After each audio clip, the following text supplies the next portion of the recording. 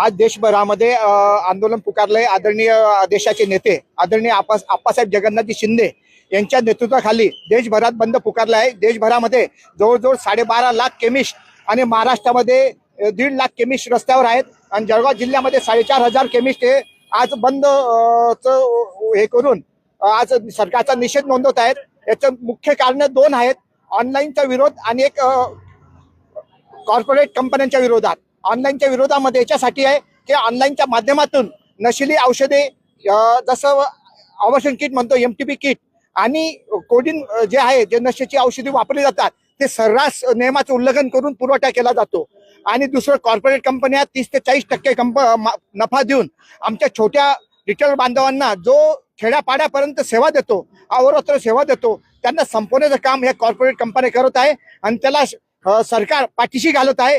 हे आमचं प्रामुख्याने आरोप आहेत आणि ह्या मागण्या जर मान्य नाही झाल्यात तर आम्ही येणाऱ्या तिरुपती ते भारतीय औषधी विकास संघाची बैठक आयोजित केली, त्यात निर्णय घेतला जाईल पुढची रूपरेषाच्या बाबतीमध्ये। आज आम्ही जिल्ह्यामध्ये अत्यावश्यक सेवेसाठी आम्ही ठिकठिकाणी दुकानं आणि कॉन्टॅक्ट नंबर दिले आहेत।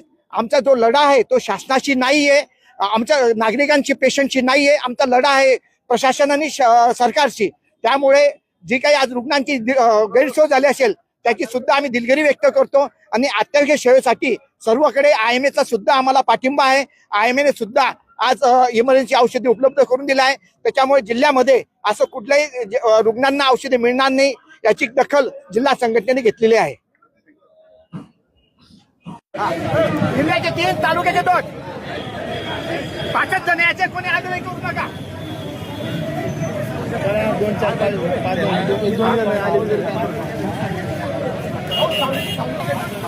साहेब आम्ही त्यामध्ये